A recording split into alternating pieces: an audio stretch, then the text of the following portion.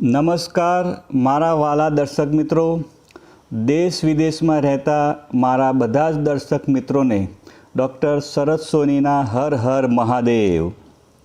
આજે હું તમને મૂળા વિશે વાત કરવાનો છું, એના ફાયદા અને મૂળા સાથે જો આ વસ્તુ ખાવામાં આવે તો એનાથી ભયંકર નુકસાન થઈ શકે છે। એટલે હું તમને મારા આજના વિડીયોમાં મૂળા ખાવાના ફાયદા વિશે પહેલાં વાત કરીશ। જો અત્યારે તમે શિયાળામાં મૂળા ખાઓ છો તો આ વિડીયો જરૂરથી જુઓ। અત્યારે આપણે કચુંબર તરીકે મૂળાને ખાતા હોઈએ છીએ અને મૂળા શાકભાજી તરીકે એક ઉત્તમ ઘરગથ્થુ ઔષધ તરીકે પણ આયુર્વેદમાં એનો ઉલ્લેખ કરવામાં આવ્યો છે। મોટાભાગના લોકો હોય છે એ સલાડ તરીકે મૂળાનું સેવન કરતા હોય છે, પરંતુ બહુ જ ઓછા લોકો હોય છે જેમને મૂળાના ગુણો અને ફાયદા વિશે ખ્યાલ હોય છે। મૂળા ખાવાથી આપણા સ્વાસ્થ્યને ગજબના ફાયદા મળે છે, જેને તમે જાણશો તો તમે રોજ ભૂલ્યા વિના મૂળા ખાશો। અત્યારે શિયાળાની ઋતુ ચાલી રહી છે તો એમાં બીમારીઓનો ખતરો ખૂબ જ વધી જતો હોય છે અને જો તમે આવી સિઝનલ બીમારીઓથી બચવા માગતા હોય અને પોતાની રોગ પ્રતિકારક શક્તિને જો મજબૂત કરવા રાખતા હોય તો મૂળા ખાવાથી તમે ઘણી બધી સિઝનલ બીમારીથી બચી શકો છો। મૂળામાં ભરપૂર પ્રમાણમાં vitamin C, રિબોફ્લેવિન, નિયાસિન, vitamin B6, folate, potassium, iron, manganese, fibre એવા ઘણા બધા તત્વો મૂળાની અંદર છે, જેને કારણે શિયાળામાં જો મૂળા ખાવામાં આવે તો આપણા સ્વાસ્થ્યને ઘણો બધો ફાયદો થાય છે। મૂળામાં રહેલું કેલ્શિયમ અને પોટેશિયમ હૃદયને લગતી બીમારીઓમાં ફાયદો કરે છે। તો હવે આપણે મૂળા ખાવાથી કયા કયા ફાયદા થાય છે એની હું તમને વાત કરવાનો છું અને મૂળા સાથે કઈ વસ્તુ ના ખવાય એની પણ તમને આજના વિડીયોમાં વાત કરવાનો છું। તમને ખ્યાલ હશે, ગુજરાતીમાં એક કહેવત છે, મૂળો, મોગર અને દહીં બપોર પછી નહીં। આપણા વડવાઓ જે કહેવત કહીને ગયા છે તે કદાચ યોગ્ય છે। મૂળો હંમેશા બપોર પહેલાં જ ખાવામાં આવતો હોય છે। બપોર બાદ ખાધેલા મૂળાનો ઓડકાર પણ આવે છે અને તેના કેટલાક ગેરફાયદા પણ છે। અત્યારે હું તમને મૂળા ખાવાના ફાયદા કહેવાનો છું।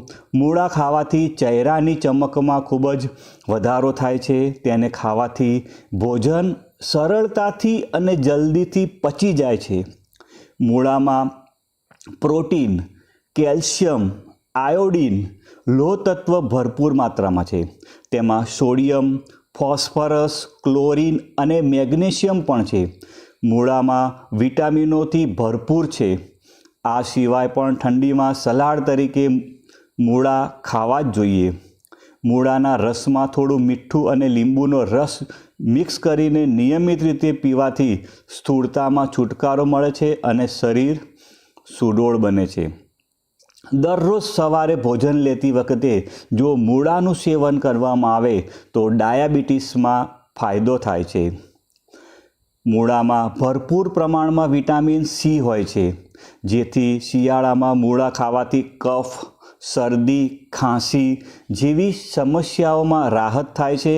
સાથે સાથે આપણી રોગ પ્રતિકારક શક્તિ પણ વધે છે। તે શરીરમાં સોજા અને બળતરાની સમસ્યા પણ દૂર કરે છે। તમને કીધું એ પ્રમાણે મૂળામાં પોટેશિયમ બહુ સારા પ્રમાણમાં હોય છે, જેથી તે બીપીને કંટ્રોલ કરવામાં મદદ કરે છે। સાથે સાથે આપણા હાર્ટ માટે પણ ખૂબ જ લાભકારી છે। તે એન્થોસાયનિનનો સારો સોર્સ છે। રોજ મૂળા ખાવાથી હૃદયને લગતી બીમારીઓ દૂર રહે છે।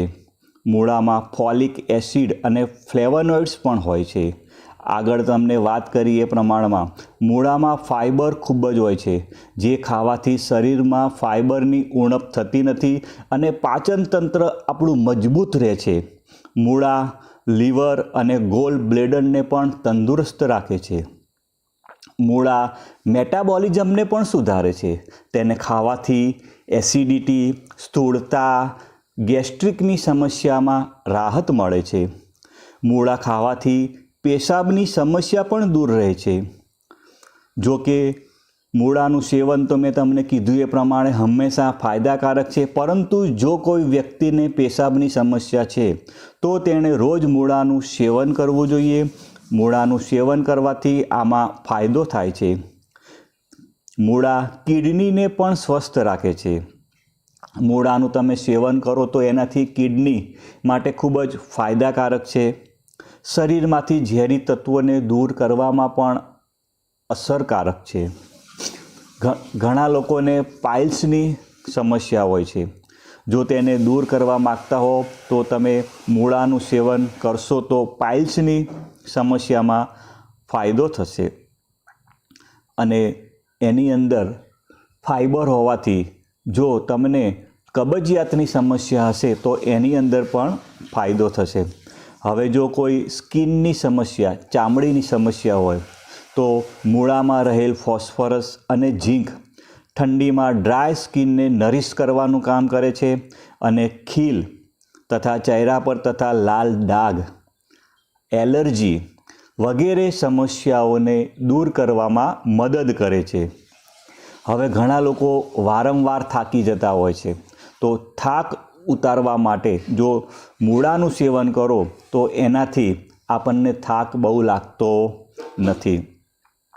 હવે મૂળો તો એક રીતે સ્વાસ્થ્ય માટે ફાયદાકારક પણ છે, તો ઘણીવાર કેટલીક વસ્તુઓ સાથે મૂળો ખાવો નુકસાનકારક પણ છે. તો હવે હું તમને એની વાત કરીશ કે મૂળા સાથે કઈ વસ્તુ ન ખાવી જોઈએ. તો એમાં પહેલું છે દૂધ. દૂધ અને મૂળાને ક્યારેય એકસાથે ન ખાવો જોઈએ. જો તમે મૂળો ખાઓ છો તો તેના 3 થી 4 કલાક બાદ જ તમારે દૂધનું સેવન કરવાનું રહેશે. અને જો બંનેને સાથે લેવામાં આવે ભૂલથી તો ચહેરા સંબંધિત સમસ્યાઓ થઈ શકે છે, સ્કિનને લગતી પણ સમસ્યાઓ થઈ શકે છે. હવે કારેલા સાથે મૂળો ખાવો પણ શરીર માટે યોગ્ય નથી. કારેલાની કોઈ વસ્તુ કે મૂળાની કોઈ વસ્તુ ખાવા વચ્ચે ઓછામાં ઓછું 24 કલાકનું અંતર રાખવું જોઈએ. કારણ કે બંને ભેગા થઈ અને પેટમાં રિએક્શનની તકલીફ કરે છે અને જેથી શ્વાસ લેવાની પણ તકલીફ થઈ શકે છે. જેથી મૂળો અને કારેલા કોઈ દિવસ બંને સાથે ખાવા જોઈએ નહીં. ત્રીજા નંબરમાં છે સંતરા. મૂળા અને સંતરાનું પણ એકસાથે સેવન ના કરવું જોઈએ. આ બંને એકસાથે ખાવાથી પેટની સમસ્યા થઈ શકે છે. સંતરા સિવાય પણ કોઈ પણ ખટાશવાળી વસ્તુ હોય છે એને મૂળાની સાથે ક્યારે પણ લેવી જોઈએ નહીં. તમને મારો વિડીયો સારો લાગ્યો હોય તો લાઈક કરવાનું ભૂલતા નહીં. Bye bye.